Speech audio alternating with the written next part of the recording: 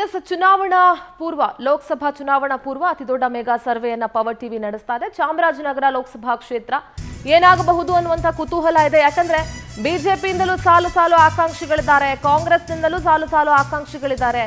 ಹಾಲಿ ಲೋಕಸಭಾ ಸಂಸದರು ಯಾರಿದ್ದಾರೆ ಅಥವಾ ಸದಸ್ಯರು ಯಾರಿದ್ದಾರೆ? ಶ್ರೀನಿವಾಸ್ ಪ್ರಸಾದ್ ಅವರು ಸದ್ಯ ಇನ್ನು ಮುಂದೆ ಕಂಟೆಸ್ಟ್ ಮಾಡಲ್ಲ ಅಂತ ಹೇಳಿದ್ದಾರೆ. ಸದ್ಯದ ರಿಸಲ್ಟ್ ನೋಡಿದಾಗ ಅಥವಾ ಸದ್ಯದ ಟ್ರೆಂಡ್ ನೋಡ್ತಾ ಇದ್ರೆ ಕಾಂಗ್ರೆಸ್ ಮುನ್ನಡೆಯನ್ನ ಕಾಯ್ದುಕೊಂಡಿದೆ, ಬಿಜೆಪಿಗೆ ಹಿನ್ನಡೆಯಾಗಿದೆ.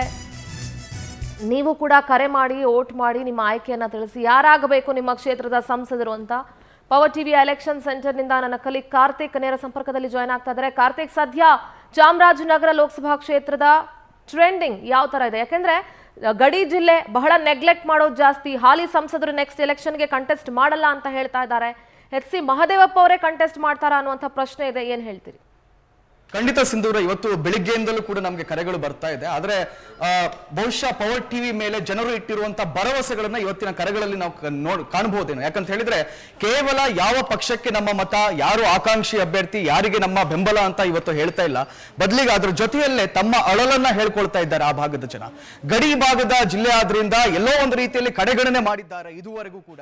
ಯಾವುದೇ ರಾಜಕಾರಣಿ ಬರಲಿ, ಯಾವುದೇ ಸಂಸದರು ಬರಲಿ, ಯಾವುದೇ MLAಗಳು ಬರಲಿ, ಯಾವುದೇ ರೀತಿಯಾದಂತಹ ಪ್ರಗತಿ ಕಾರ್ಯಗಳನ್ನು ಅಲ್ಲಿ ಮಾಡ್ತಾ ಇಲ್ಲ ಸರ್, ನಮಗೆ ಬೇಸತ್ತಿದ್ದೇವೆ ಅನ್ನುವಂಥ ಕರೆಗಳು ಕೂಡ ಇವತ್ತು ನಾವು ಸ್ವೀಕರಿಸಿದ್ದೇವೆ. ಒಟ್ಟಾರೆಯಾಗಿ ಅಲ್ಲಿನ ರಾಜಕೀಯದ ಒಂದಿಷ್ಟು ಚಿತ್ರಣವನ್ನ ಹೇಳುವುದಾದ್ರೆ, ಶ್ರೀನಿವಾಸ್ ಪ್ರಸಾದ್ ರವರು ಯಾವಾಗ ಅವರು ನಾನು ಈ ಬಾರಿ ನಿವೃತ್ತಿಯನ್ನ ಪಡಿತೇನೆ, ಇನ್ನು ಮುಂದೆ ನಾನು ನಿಲ್ಲಲ್ಲ ಅಂತ ಹೇಳಿದ್ರು, ಒಂದು ದೊಡ್ಡ ಬೆಳೆದಿದೆ ಬಿಜೆಪಿಯಲ್ಲಿ. ಬಹುಶಃ ಒಂದು ಕ್ರಿಕೆಟ್ ಟೀಮ್ ಮಾಡಬಹುದೇನೋ ಆಕಾಂಕ್ಷಿಗಳನ್ನ ಎಲ್ಲರನ್ನ ಒಟ್ಟು ಸೇರಿಸಿದ್ರೆ, ಅಷ್ಟರ ಮಟ್ಟಿಗೆ ಆಕಾಂಕ್ಷಿಗಳು ಬೆಳೆದಿದ್ದಾರೆ. ಇವನ್ ಕಾಂಗ್ರೆಸ್ ನಲ್ಲಿ ಕೂಡ ಅಷ್ಟೇ ಆಕಾಂಕ್ಷಿಗಳಿದ್ದಾರೆ.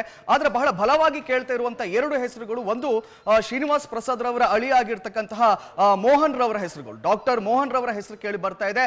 ಮತ್ತೊಂದು ಕಡೆಯಲ್ಲಿ ಸುನೀಲ್ ಬೋಸ್ ರವರ ಹೆಸರು ಕೂಡ ಬಹಳ ದೊಡ್ಡ ಮಟ್ಟದಲ್ಲಿ ಕೇಳಿ ಬರ್ತಾ ಇದೆ. ಸುನೀಲ್ ಬೋಸ್ ರವರು ಫಿಟ್ ಕ್ಯಾಂಡಿಡೇಟ್, ಈ ಬಾರಿ ನಾವು ಅವರನ್ನ ನೋಡ್ಲಿಕ್ಕೆ ಇಷ್ಟಪಡ್ತೇವೆ ಅಂತ ಕರೆಗಳು ಬರ್ತಾ ಇದೆ. ಒಟ್ಟಾರೆಯಾಗಿ ನೆಕ್ ಟು ನೆಕ್ ಫೈಟ್ ಇದೆ. ಆದ್ರೆ ಬಿಜೆಪಿಗೆ ಮತ ಹಾಕ್ತೇನೆ ಅಂತ ಹೇಳ್ತಾ ಇರೋರು ಯಾರು ಕೂಡ ಯಾವ ಒಬ್ಬ ಕ್ಯಾಂಡಿಡೇಟ್ಗಾಗಿ ನಾನು ಹಾಕ್ತಾ ಇದ್ದೇನೆ ಅಂತ ಹೇಳ್ತಾ ಇಲ್ಲ. ಬದಲಿಗೆ ಮೋದಿಗೋಸ್ಕರ ನಾವು ಬಿಜೆಪಿಗೆ ಮತವನ್ನ ಹಾಕ್ತೇವೆ ಸರ್ ಅಂತ ಹೇಳ್ತಾ ಇದ್ದಾರೆ. ಅದ್ರ ಜೊತೆಯಲ್ಲೇ ಕಾಂಗ್ರೆಸ್ಗೂ ಕೂಡ ಮತಗಳು ಬರ್ತಾ ಇದೆ. ಒಂದು ರೀತಿಯಲ್ಲಿ ನೆಕ್ ಟು ನೆಕ್ ಫೈಟ್ ಇದೆ. ಯಾಕಂತ ಹೇಳಿದ್ರೆ ಕಾಂಗ್ರೆಸ್ಸಿನ ಭದ್ರಕೋಟೆ ಅಂತ ಕರೆಸ್ಕೊಂಡದ್ದು. ಈ ಬಾರಿಯ ವಿಧಾನಸಭಾ ಚುನಾವಣೆಯಲ್ಲಿ 7 ಕ್ಷೇತ್ರಗಳನ್ನ ಕಾಂಗ್ರೆಸ್ ಗೆದ್ದಿದೆ, 1 ಕ್ಷೇತ್ರವನ್ನ JDS ಗೆದ್ದಿದೆ. ಒಂದರ್ಥದಲ್ಲಿ ಬಿಜೆಪಿಗೆ ಬಹಳ ಒಂದು ಸ್ಥಿತಿಯಲ್ಲಿ ನಿರ್ಮಾಣವಾಗಿದೆ, ಇಕ್ಕಟ್ಟಿನ ಸ್ಥಿತಿಯಲ್ಲಿ ನಿರ್ಮಾಣವಾಗಿದೆ ಅಂತಾನೆ ಹೇಳ್ಬಹುದೇನೋ.